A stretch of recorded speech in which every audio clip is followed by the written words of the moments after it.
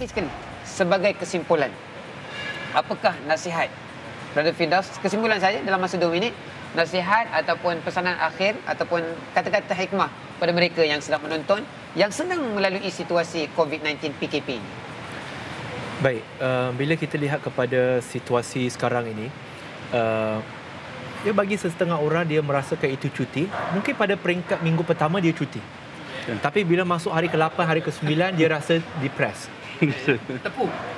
Dia mungkin bagi lelaki kita yang selalu keluar ni, kita tak duduk kat rumah. Jadi bila kita sekarang ni tiap-tiap hari menghadap isteri, lebih banyak bergaduh.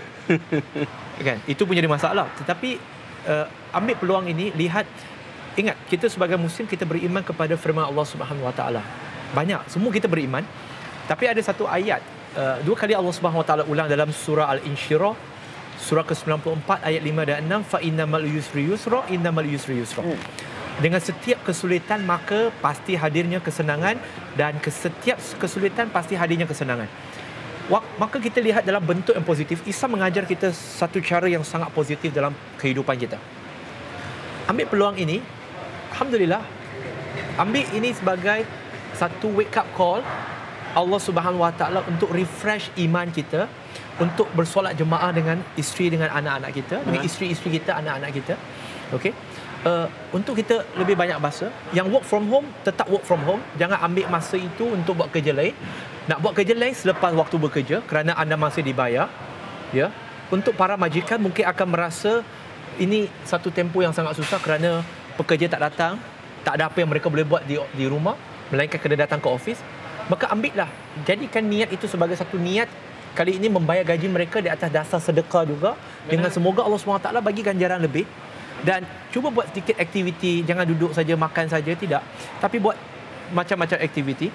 Dan peringatan untuk diri saya dengan semua sahabat-sahabat, apa yang telah kita bincangkan, saya bukannya orang kata apa, saya muncul ni dia bayar saya 5,000 ke 10,000. Tak ada. Tak ada.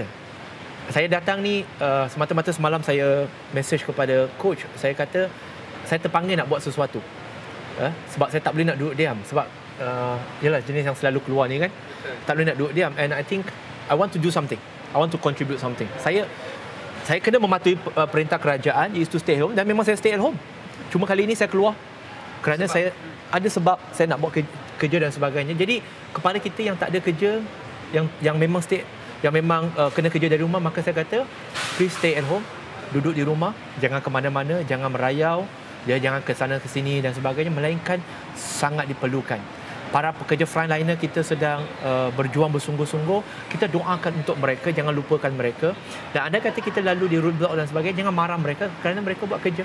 Kalau boleh, berilah makanan-makanan untuk diberikan kepada mereka. Mereka pun lapar, mereka pun dahaga, mereka pun terdedah kepada risiko. Hargai mereka dan ambil peluang ini. Crisis make hero.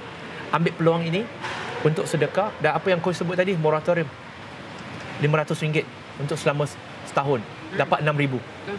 RM6,000 tu, sahabat-sahabat, bayangkan kita boleh melabur untuk, it's not the time to save, it's time to invest something, do something.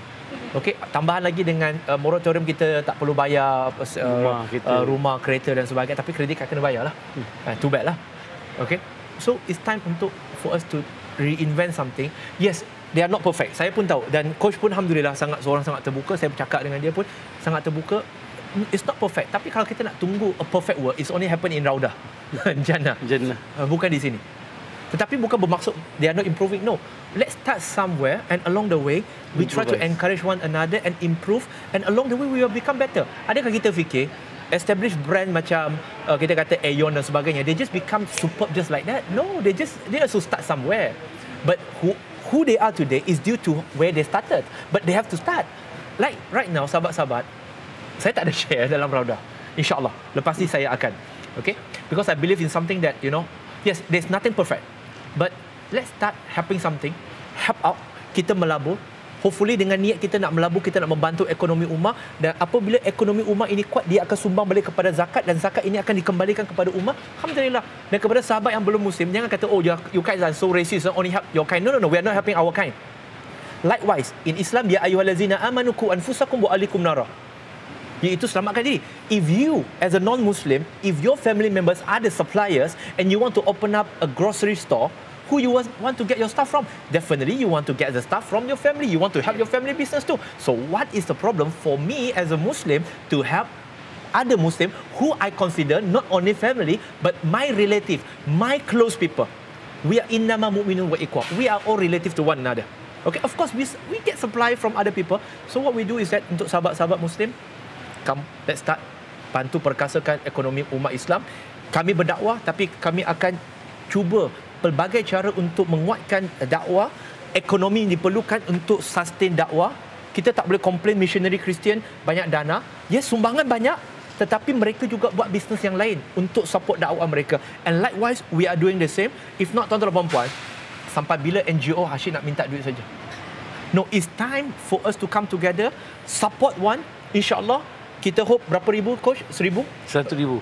1,000. Untuk berapa raudah grocer? 1,000 raudah grocer. 1,000 raudah grocer. Let's start somewhere. This is the first. Jangka masa 10 tahun. No, let's make it shorter. You know, we give ourselves, we go. Sebab benda ini dia akhirnya akan kembali manfaat kepada masyarakat. Dan bila datangnya wabak yang akan datang, musibah, ujian yang akan datang, we are ready. We are ready for that. And sebagai Muslim, kita boleh membantu semua orang insyaAllah. Thank you kepada Brother Firdaus atas kesimpulan tadi.